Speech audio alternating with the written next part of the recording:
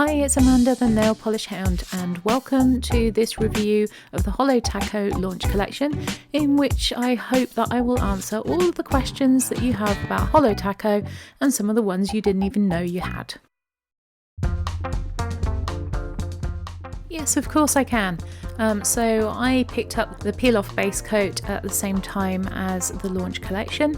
I have actually used it once already, but I'm going to use it in this video in some nail art so I can show you how well it performs. But first of all, let's just take a moment to have a look at the box. The packaging on these polishes is really pretty. So the first time I used this peel-off base, I applied it a bit too thickly and it took forever to dry. Did read the instructions afterwards which say apply a thin coat, so on this occasion I did apply it thinly and it took about 4 to 5 minutes to dry, which I think is far more normal for a peel-off base.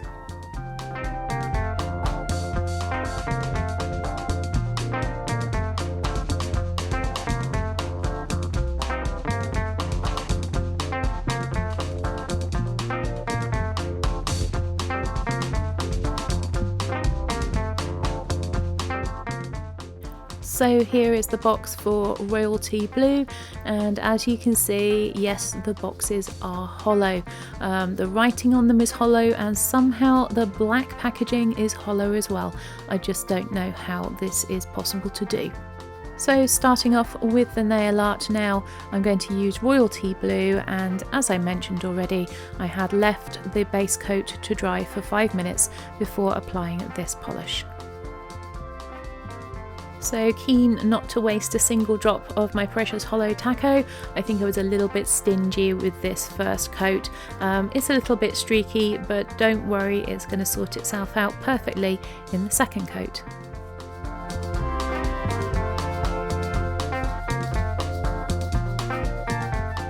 But Amanda, I hear you ask, is one coat black actually one coat?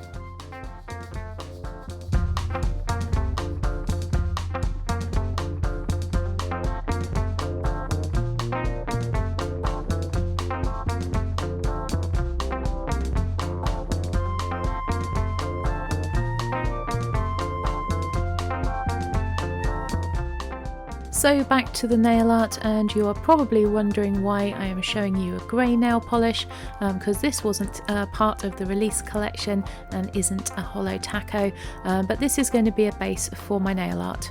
And on applying the second coat of Royalty Blue, you can see that the finish is now perfect. It covers beautifully in 2 coats.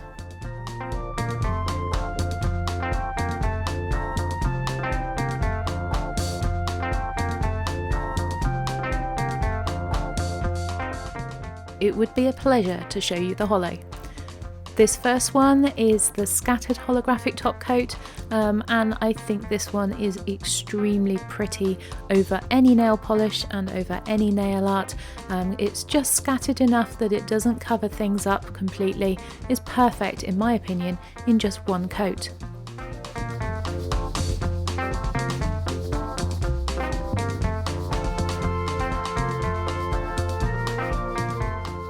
Next we have the very unusual flaky Holo Taco.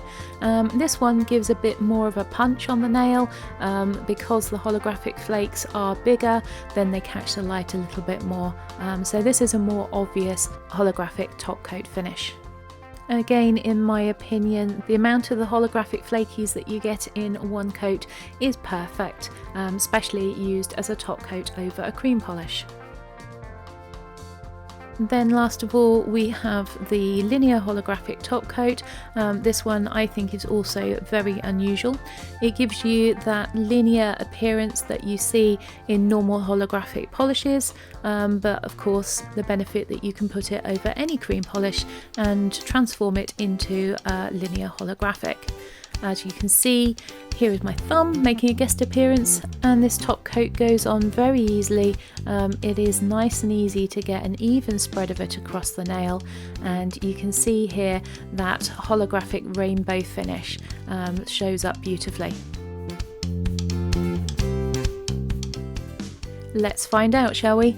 First of all, I'm going to put on a peel-off polish barrier around my nails to protect my cuticles. And now the moment you've been waiting for to see how well these ones stamp.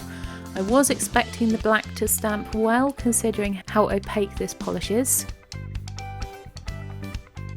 and I was not disappointed.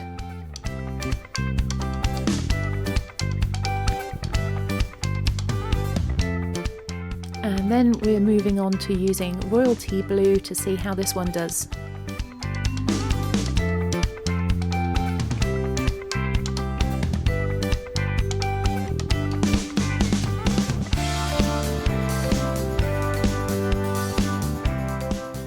And again, it's stamped really nicely. So in answer to the question, do they stamp? Yes, they do. To finish off my nail art, I first of all applied a smudge-free top coat to my stamping.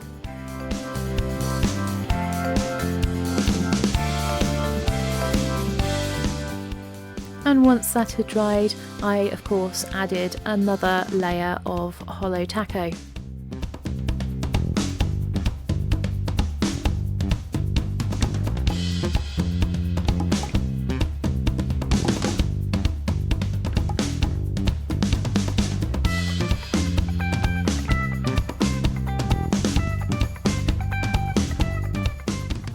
And I don't have the glossy Holo Taco, so I use this super chic Marvel Macro top coat instead.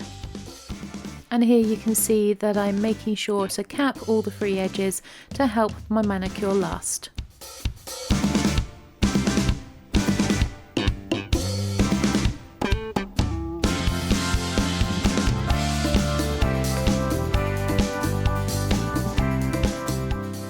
And here is the finished nail art. There's my thumb again, say hello.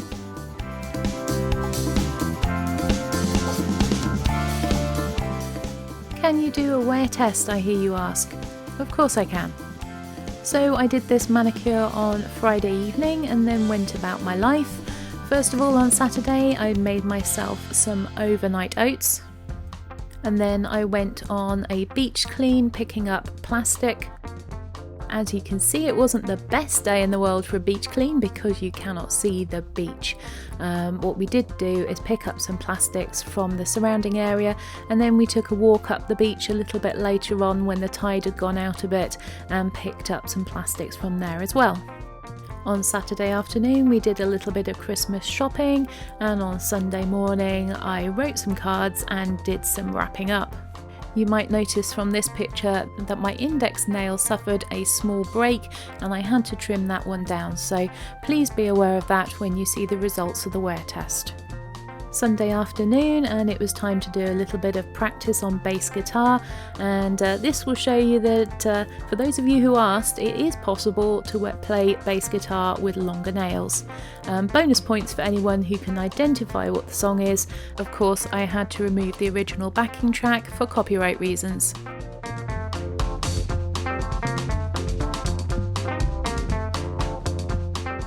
So after all of that, you can see that the aforementioned index nail did have a little bit of a break. That meant that where I capped the edge, this had come away, and I think that's why this particular one suffered a bit of a premature peel.